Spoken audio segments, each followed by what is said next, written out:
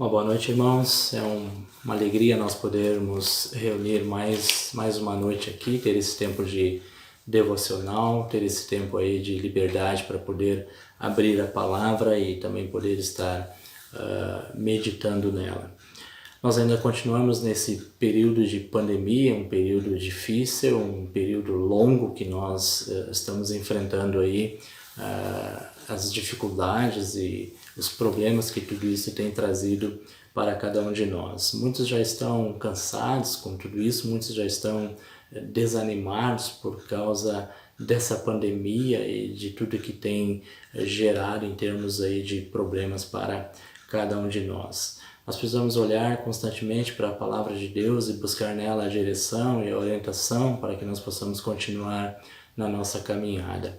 Eu tenho a certeza, eu tenho a convicção, irmãos, que se nós priorizarmos a palavra de Deus, ou seja, se diariamente nós estivermos lendo a palavra de Deus, estivermos estudando a palavra de Deus, estivermos meditando na palavra de Deus, certamente isso vai fazer toda a diferença na nossa vida para que a gente possa aí superar os desafios que estão à nossa frente. Eu quero compartilhar com os irmãos nessa noite sobre a bondade de Deus e ver que mesmo em meio às tragédias, Deus ele é bom. Sim, mesmo em meio aos problemas, mesmo em meio às dificuldades, mesmo em meio à pandemia ou às tragédias que ela tem gerado, Deus ele é bom. O profeta Naum, e é no livro de Naum que nós vamos meditar hoje à noite, eu quero apenas meditar em um versículo, que é no capítulo 1, versículo 7. O profeta Naum, ele profetizou a decadência do Império Assírio e também a queda de Nínive, que era uma cidade impiedosa, uma cidade sanguinária. Naum é uma sequência do livro de Jonas, que havia profetizado mais de um século antes. Jonas relata como Deus suspendeu o castigo decretado sobre Nínive, enquanto que Naum ele destaca a execução de Deus sobre essa cidade, e é em meio então a esse caos que o profeta Naum ele percebe a bondade de Deus.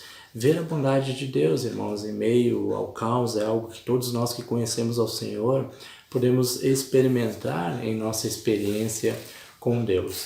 O versículo que nós vamos então meditar nessa noite, que se encontra ali no livro de Naum, o capítulo 1, versículo 7, nos diz o seguinte: o Senhor é bom, uma fortaleza no dia da angústia, Ele conhece os que confiam nele. Esse versículo, irmãos, ele tem sido um conforto em tempos de aflições, não somente para mim, mas eu creio que para todos aqueles que creem em Deus. Que este verso seja de fato um consolo, um conforto e um ânimo para todos nós que estamos enfrentando as dificuldades. O nome Naum significa conforto ou consolo. Quando não fala que Deus é bom nesse versículo, nós então precisamos entender qual é o contexto em que esse verso ele foi escrito.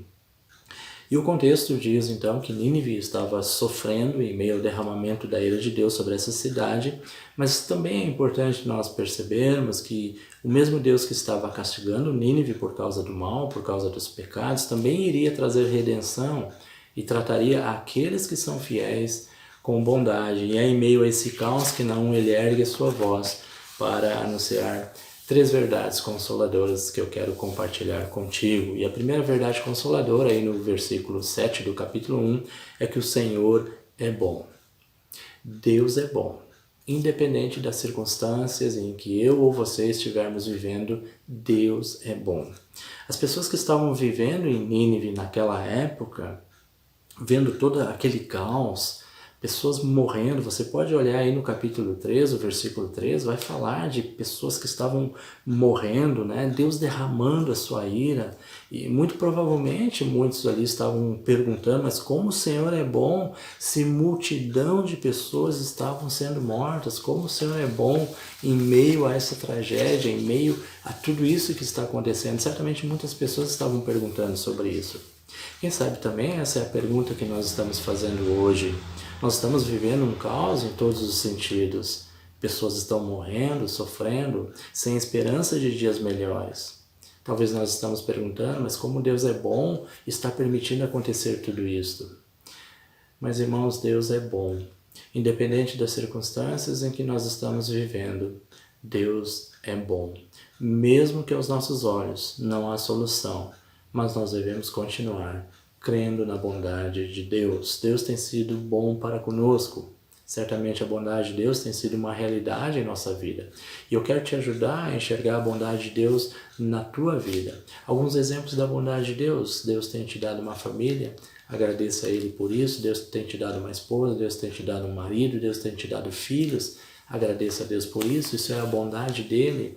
Deus tem te dado trabalho, agradeça a Deus por isso é a bondade do Senhor. Milhares de pessoas estão desempregadas. Deus tem te dado alimento, louva a Deus, agradeça a Deus por isso é bondade de Deus.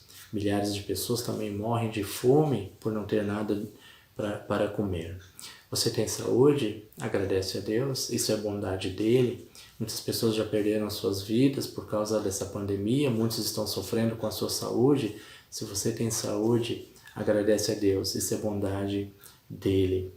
Também Deus tem dado vida eterna, Deus tem dado a salvação em Cristo Jesus, Deus tem nos dado paz, Deus tem nos dado uma nova família que é a igreja.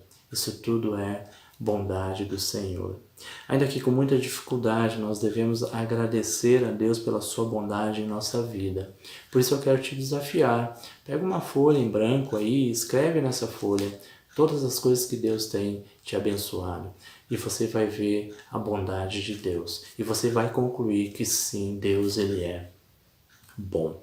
A segunda verdade consoladora é que o profeta Naum, ele fala aqui nesse versículo 7 do capítulo 1, é que o Senhor é uma fortaleza no dia da angústia. Deus ele está sempre presente nos momentos em que nós precisamos dele. Irmãos, Deus ele não nos abandona nas batalhas mais amargas da nossa vida. Não, Deus não nos abandona. Ele não nos desampara quando nós passamos por aqueles vales sombrios, né, da nossa caminhada, porque Ele é uma fortaleza ao nosso lado.